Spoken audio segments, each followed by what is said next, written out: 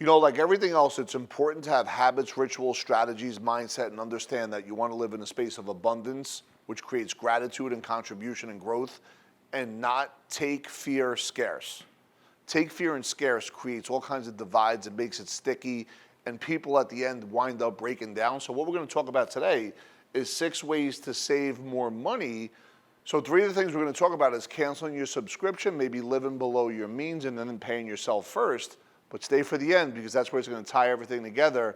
Because once you learn how to save that spiritual game, we're going to show you how to take that savings and explode into multiple use of each and every dollar.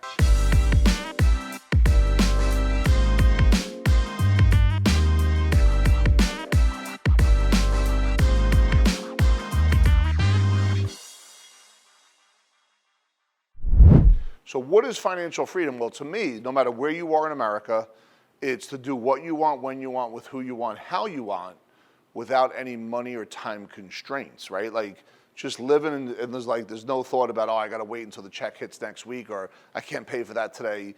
And remember, some people want to buy $100,000 diamonds. Other people just, they want to live a life where the bills don't, consume their money, and they just want to go out to dinner 3 or 4 times a week. But the point is the freedom that you look for.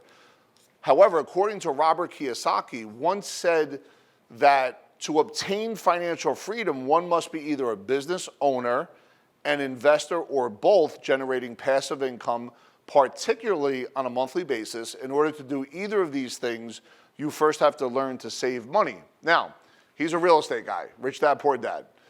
But what if you owned a publicly traded company? I think they get pretty wealthy, right?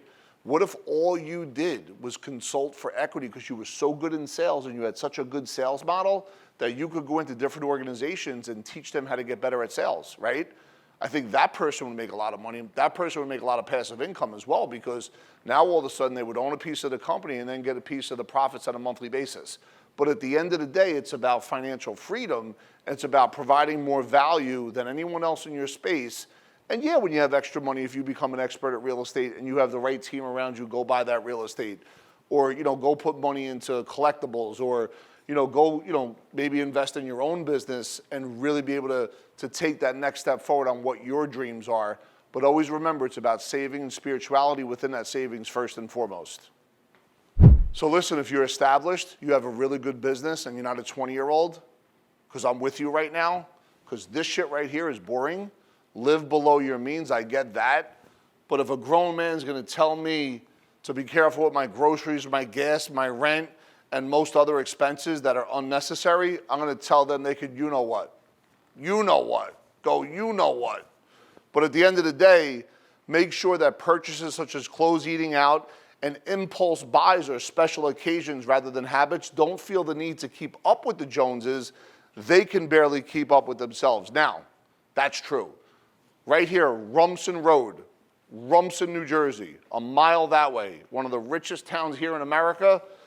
You got these new money dudes that have these houses, and they can't even afford the monthly bills. They got like a couch. They got like a bed. They're not even mowing the lawn every week right now, because they wanted to buy up in a real estate market that was insane. And now, because their job changed on Wall Street, those are the folks that were trying to keep up with the Joneses, and those are the folks that need to live below their means. But there is a parallel. If you're young coming out of college, just be careful. Like, hey, listen, man, don't eat out as much. Carpool as much as you can, and get with people that are going to make you smarter, faster, and quicker. A college degree does not buy experience, right? So you need to get out into the real world and get as much experience as you can. And in order to do that, you have to live below your means, so you have that extra $1 or $2 to get through the week. All right, so listen, I remember when COVID hit, me and my wife sat down and we canceled our subscriptions. I think we saved anywhere, and this is crazy, but like $800 to $900 a month. That's how crazy it was in our house. It's me, my wife, and my 3 kids. So there was all kinds of things going on, and we thought the world was ending, so we wanted to save as much money as we could. But check it out. This is important over here. On average, consumers in 2021 are spending $273 a month on subscription services, up from $237 in 2018. Despite the increase, consumers estimated they were spending less than in 2018, and 100% of respondents were unaware of their actual spend. And that's because you just got to click the button and it goes right to your Apple Pay, right? That's how easy it is to spend. It's even easier than credit cards. So at the end of the day, this, if you really get on top of this, can save you money that maybe gives you a course, an educational course that you wind up buying that changes everything for you. And then you surround yourself with people that have been there, done that, proven winners, top 5 that help you elevate into another stratosphere. And this is what we're talking about. It's understanding all decisions, actions, reactions, consequences, and no matter what, whatever you're gonna keep doing, you're gonna keep getting what you're getting, good, bad, or indifferent based on your philosophy. It's important no matter what check you get, whether you get paid every week, every 2 weeks, every month, you carve out 20%. And if you're like, Rob, I can only do 5 or 10, start with 5 or 10. But eventually get yourself to 20% per check as a pay yourself first savings model, whether you're in credit card debt and you want to go on a debt reduction program, but you still have to pay yourself first. And penny saved is a penny earned. Before paying any expenses, budget a minimum 20% of your income to go directly into savings. If you prioritize savings, you change your mindset about what things are necessary and what things you could do without. I just talked about that. There's a spiritual component to saving first. When you're paying off debt, it's like sticky and negative, especially if it's non-preferred debt.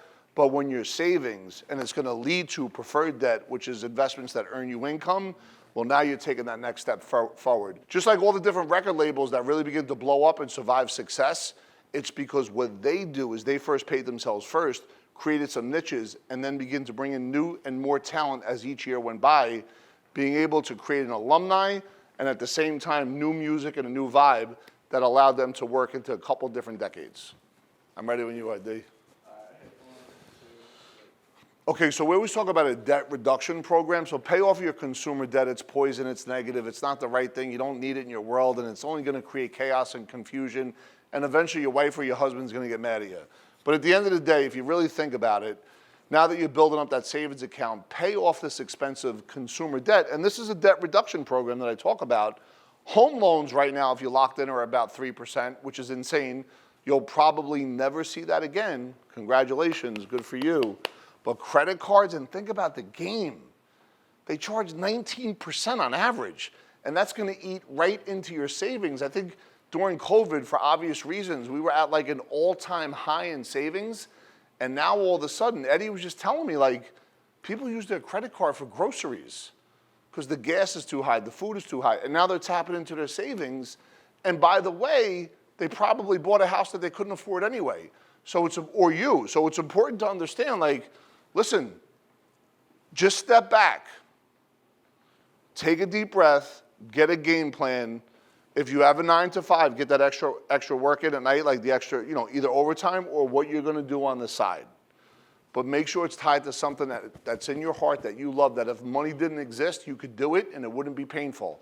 And if you do that, you'd be amazed at what happens next. So check it out. What's an emergency fund? And it's important to have one because at the end of the day, when recessions come and winter comes and we kind of get lost and we get scared and we get scarce, if that money dries up, it eats into your savings and your credit card debt goes up. If there's two, husband and wife, if they're both working, you want to be able to save at least 3 months of fixed income expenses or fixed expenses, figure that out. If there's only one person working, you want 6 months. So if you check it out, the safety net has a 3 to 6 month worth of basic living expenses in your emergency fund. This will not only give you peace of mind, it'll help you shift from a scarce mindset to an abundant mindset, because now your decisions that you make when everything else is getting crazy is going to be based on logic, math, and science, which are really based on faith rather than fear. Because if we make decisions out of fear, what begins to happen is the effect of that later on begins to compound on a negative, and then we start running east looking for a sunset. Doesn't work here on Earth. It works if you're on the moon, but if you're on Earth, you can't run east expecting a sunset, so it's important that you understand what's happening right there. All right, folks, I told you at the beginning, stay for this one because this is where it all comes together, and that is create additional streams of income. You got to make that money when you're sleeping. If I go lay on this couch, I'm still making money. Can you lay on a couch and make money? If you can lay on a couch and make money, then you're doing good, right? So you want to figure out how to lay on a couch and still make money. So the best way to save more money is to increase your income without increasing your standard of living. Yes. that means that you're living below your means. So you want to take that and rewind it back. Just go hit 10 seconds back 3 times in a row and you'll hear it. But find a side hustle to give you the savings you need in order for you to invest in passive income opportunities. Yes, this is for real estate people. Yes, passive income opportunities. But I'm going to say this. If you create a company and it goes public, well, guess what? That's a moonshot. But don't forget, if you're really good at sales, you can now consult for equity and own a piece of a company and then get a piece of the monthly profits based on your skill set. And by the way, none of that money comes out of your pocket. So this is where you want to be thinking-wise. Always create that side hustle. Always work, overtime whenever you get a chance. I think that, with this economy that, certain people will get laid off, but the ones that don't get laid off are the ones that the bosses think are going to work hard. Make sure you're one of those people. And by the way, if you're already crushing it and you're like, all right, I can't make more than $1 million, I keep hitting the ceiling, this is where you want to be able to take that next step. Surround yourself with your next 5 you haven't met yet. 5 people that are making 10, 20, 30 million that are going to show you the way, not just tell you, but show you on a daily basis, hold you accountable. So it's so painful that you get mad at them, but all they're doing is helping you get better and putting you in a position to achieve the generational wealth that you want to achieve. All right, folks, check it out. You want to save and invest, and every day we're dropping new content. We're here to provide value, give you information that helps you make smart decisions. Hit that like button if you like it, and if you think it was worth something to you, go ahead and share. And of course, subscribe, because every day you want to hear that bell when some new information comes out. And if there's other videos you want us to do, put it in the comment section below. And at the end of the day, we have the Financial Freedom Map. We also have the Epic Wealth Guide. All these things are here to help serve and contribute to you, so your decision making is based on logic, math, and science once you get past the emotional side. Thanks for checking us out.